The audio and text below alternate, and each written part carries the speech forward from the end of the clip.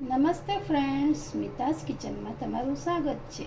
આજે આપણે બનાવશું મુંબઈનું સ્ટ્રીટ ફૂડ પુડલા સેન્ડવિચ.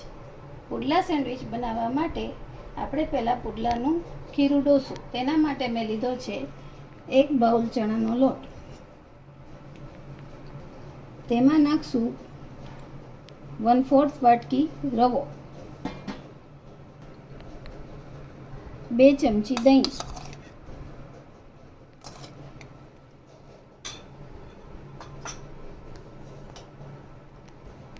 અડધી ચમચી હળદર, 1 ચમચી ધાણા જીરું,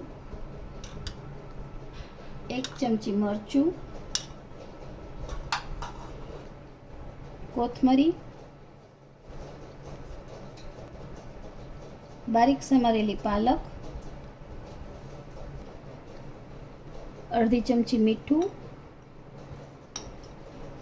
હવે આ બધું આપણે મિક્સ કરી અને પાતળું ખીરું ડોસું.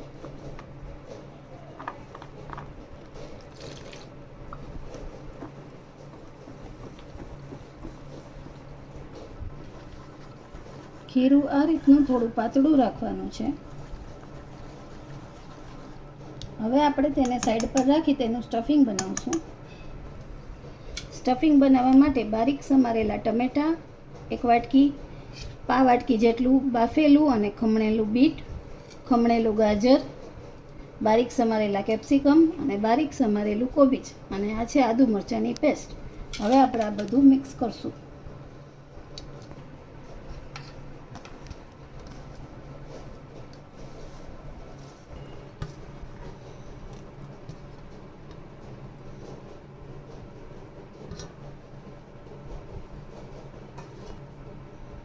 આની અંદર નાખશું આદુ મરચાંની પેસ્ટ,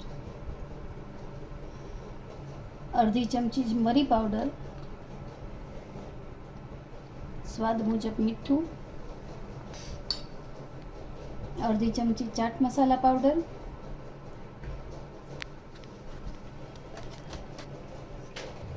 1 ચમચી ગરમ મસાલો, કોથમરી, બારીક સમારેલી પાલક. હવે આપણે આ બધું મિક્સ કરી દઈશું.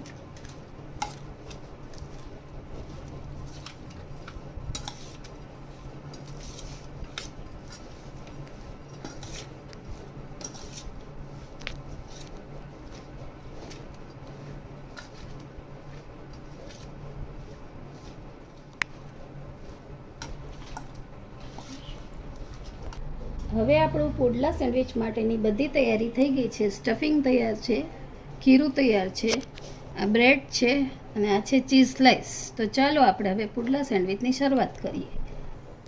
નોનસ્ટિક લોઢી લેશું. તેના ઉપર આપણે થોડું પહેલાં બટર નાખશું.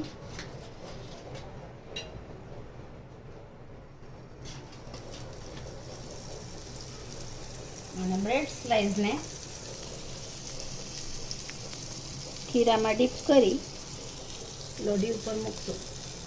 એ જ રીતે આપણે બીજી સ્લાઈસને ખીરામાં ડીપ કરી લોઢી પર મૂકશું. ગેસ ધીમો રાખવો. હવે આપણે ખીરાની ઉપર જ સ્ટફિંગ પાથરશું.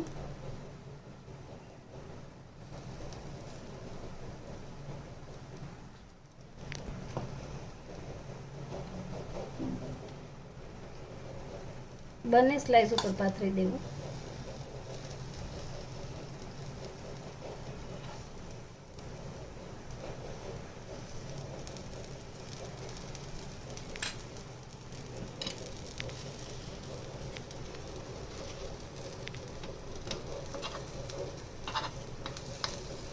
હવે સ્ટફિંગની ઉપર આપણે ખીરું થોડું થોડું રેડી દઈશું, જેથી સ્ટફિંગ બહાર ન આવે, ચોંટી જાય.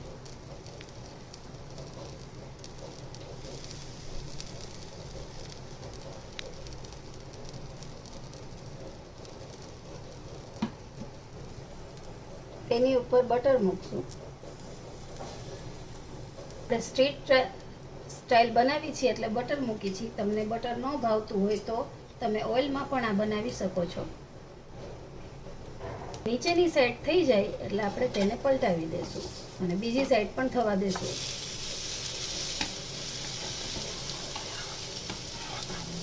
અને 2-3 વખત પલટાવીને આપણે તેને ક્રિસ્પી શેકવાનું છે.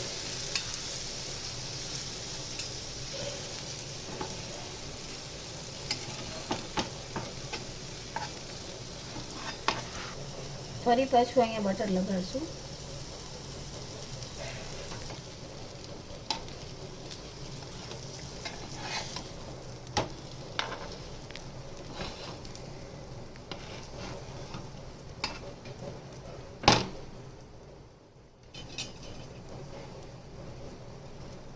અને 3-4 વખત પલટાવીને ક્રિસ્પી શેકવાનું છે.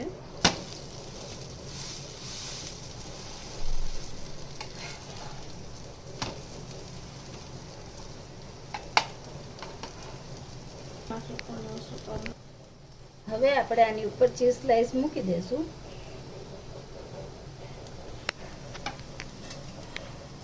અને બ્રેડની બીજી સ્લાઈસને આપણે એના ઉપર મૂકી દઈશું.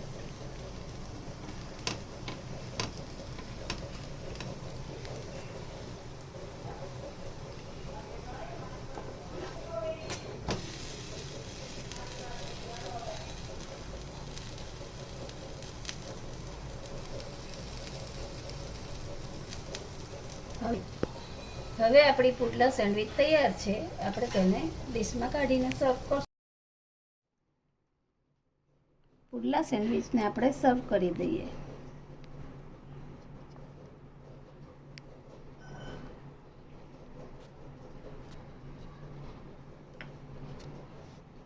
તૈયાર છે આપણી મસ્ત ચટાકેદાર પુડલા સેન્ડવિચ, જે બધાને ખૂબ જ ભાવશે. જો તમને મારી આજની રેસીપી ગમી હોય તો લાઈક કરજો, શેર કરજો અને સબસ્ક્રાઈબ કરજો અને કમેન્ટ કરવાનું ના ભૂલશો.